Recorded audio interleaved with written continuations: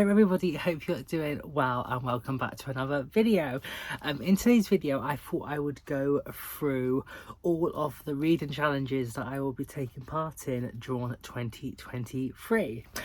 They are already all in my reading journal, so if you did want to check out that video where I just set up how I'm going to actually track my progress with them, you can check the video up there. Or there, I always forget, but I thought I would just talk about them and talk about the rules I'll be following, and just to give you ideas if anyone else wanted to take part in any of these reading challenges or other ones. Of course, there is so many, and just to think, I want to say at the first, I'm not I read to escape from certain things happening in my brain or in real life and stuff.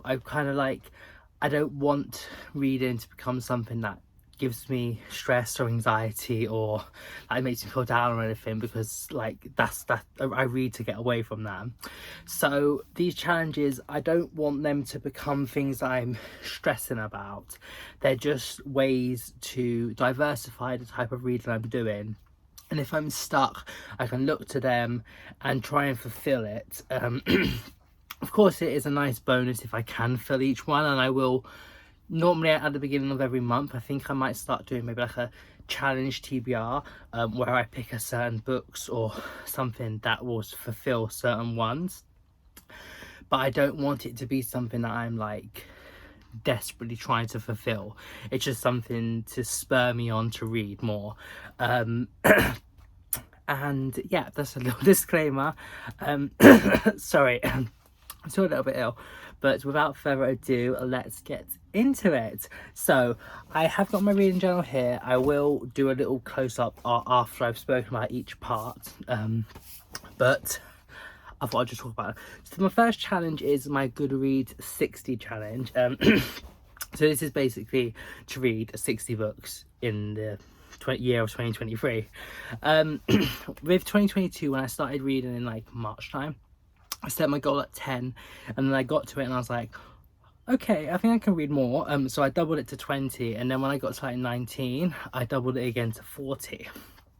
And then when I got to 40, I was thinking of doubling it to 80, but I was thinking I didn't really want to do that and not achieve it, I just in case I won't, because I didn't think I was gonna achieve 80. But I have actually read 102 books now on Boxing Day, but quite a lot have been short books, and that is another reason why I didn't set it at 100. I would like to maybe read 100 books next year.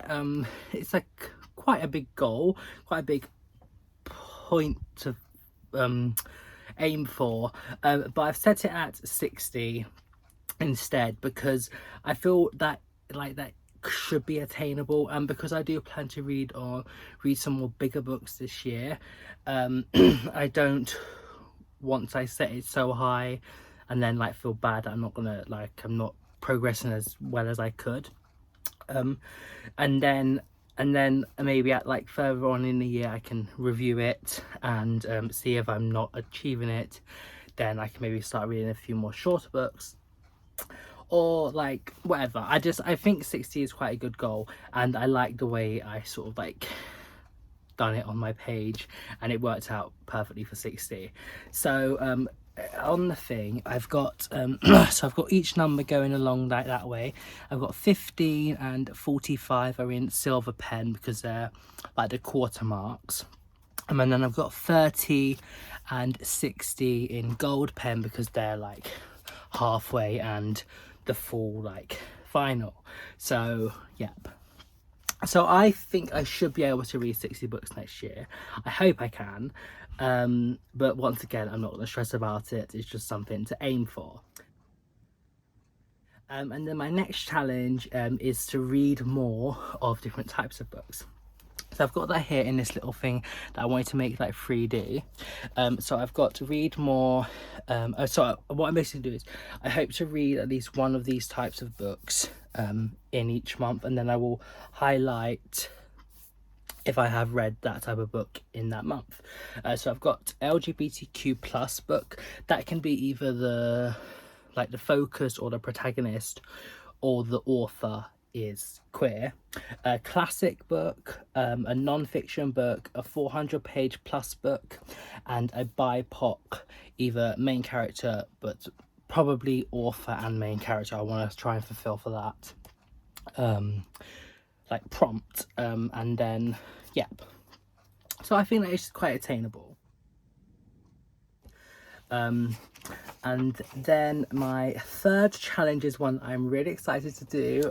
It is my book bingo, and none of the, like, so if I have a reread that I read in a day, that I can only count it as one like bingo pot or whatever. So they can't, within challenges I can't fulfill two at once. However, like obviously I can, like with between challenges they can fulfill. So if I read a classic book that was a reread, then I can fulfill both of them. And if I read like basically a classic book that is a reread, a classic book that is 600 pages long and is also one of the ones that is part of my 23 of 2023, then they can all count, but I'm not counting within challenges, if that makes any sense. I don't know, but anyway, let me talk about my book bingo. So I've got 14 prompts.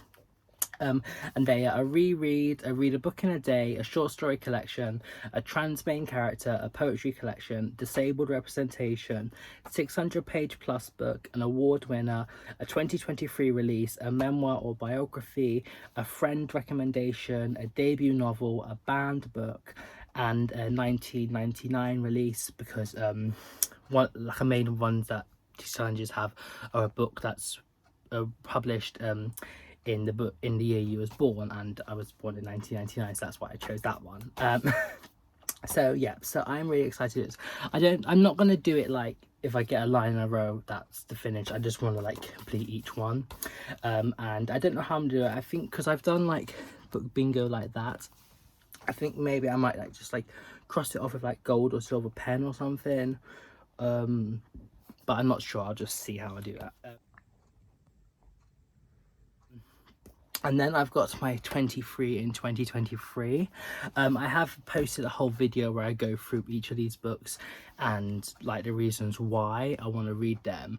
So if you do want to see what those books are, you can check in the card on either side.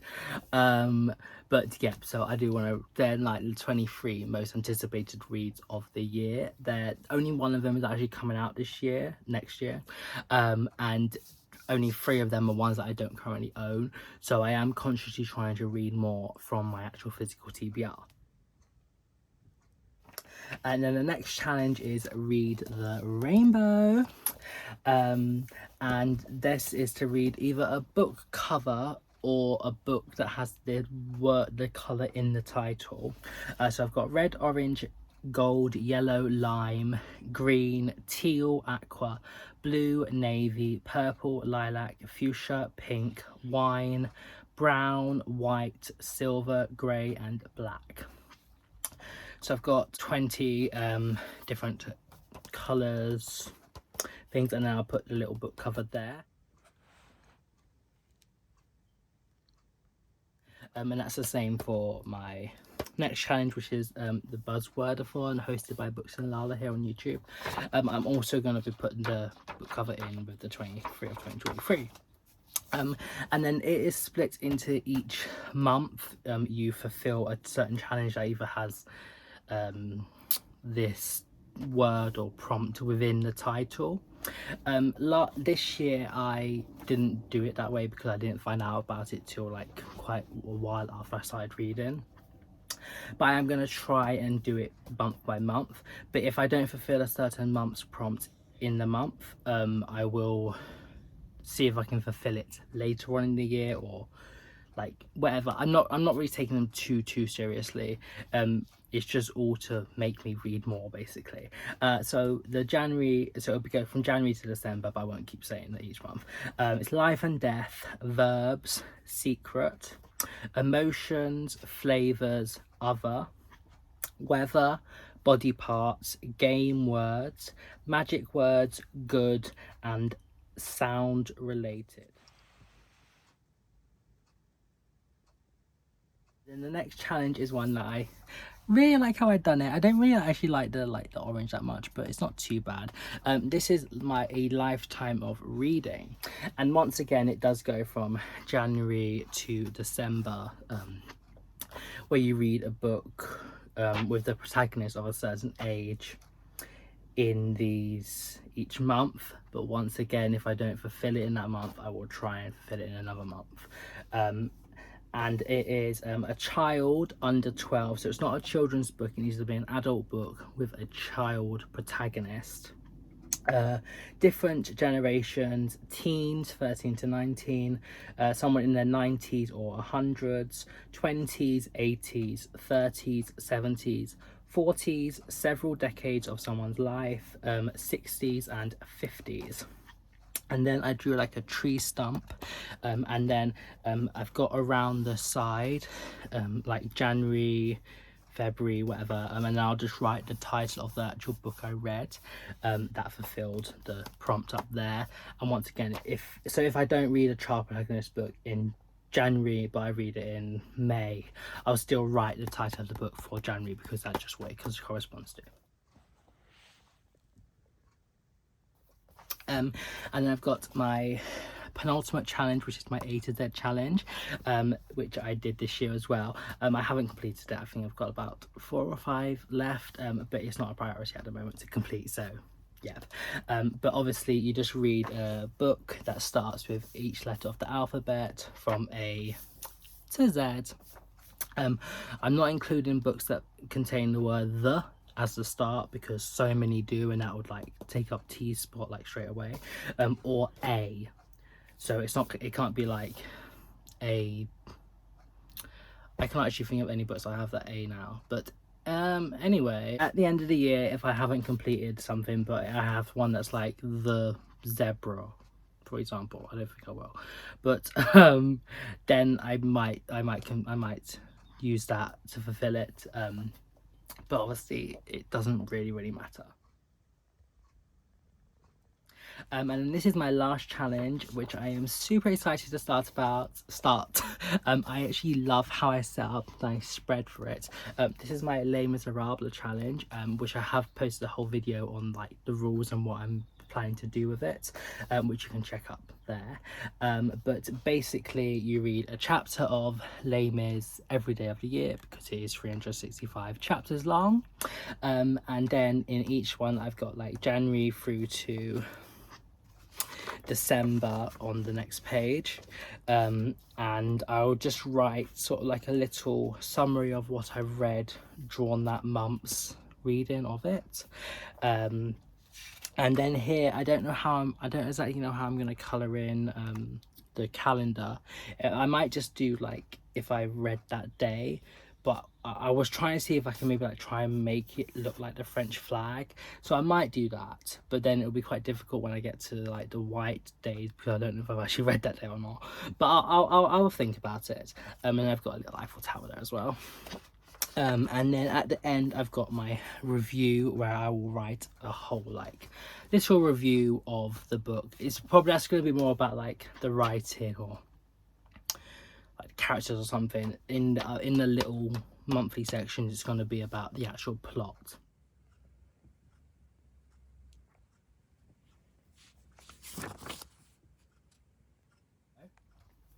So yeah, so I've got nine challenges in total. I'm really excited to start doing them, and one last time, I'm not going to use it as something to stress me out. I'm going to use it as something to like spur me on to read more, and that is how I feel someone should go about with reading challenges. Of course, do what you want, like make it like your main priority, but if it's hindering the pleasure and joy you get from reading, then it's not really like that beneficial in my opinion. So yeah, but yeah, I hope you enjoyed this video. I enjoyed making it. It's quite fun to just like re-go over my ones and then know what I'm gonna read, and I'm super excited to start getting into these. So yep, I'll see you very soon. Have a nice day. Bye bye.